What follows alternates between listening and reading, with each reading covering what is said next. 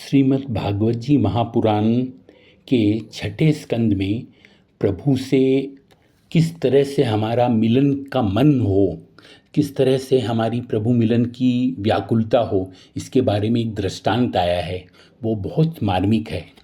उसमें वृत्तासुर कहता है कि जैसे पक्षियों के पंखहीन बच्चे जो उड़ना नहीं जानते, वे घोंसले में अपनी माँ के लौटने का बेसब्री से इंतजार करते हैं कि माँ आएगी और उनके मुंह में दाना डालेगी, वैसे ही हमें प्रभु के दर्शन का बेसब्री से इंतजार करना चाहिए।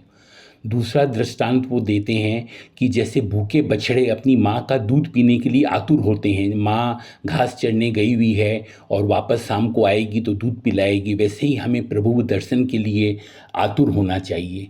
तीसरा दृष्टांत देते हैं कि जैसे एक प्रवासी पति जो बाहर गया हुआ है, उससे मिलने के लिए उसकी वियोगिनी पत्नी बाट जोहती रहती है कि वे कब आएंगे और कब मैं उनसे मिल पाऊंगी, वैसे ही प्रभु के दर्शन हेतु हमें बाट जोहने चाहिए।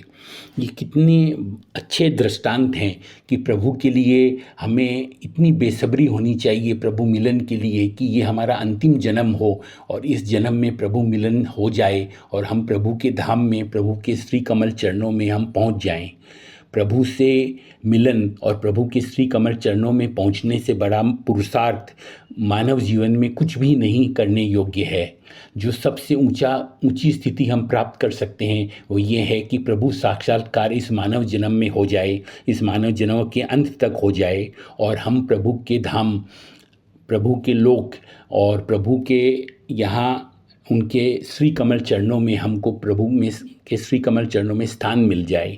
इससे बड़ा कोई भी पुरुषार्थ नहीं है और जो संत और शास्त्र हमें आज्ञा देते हैं वह इसी के लिए देते हैं।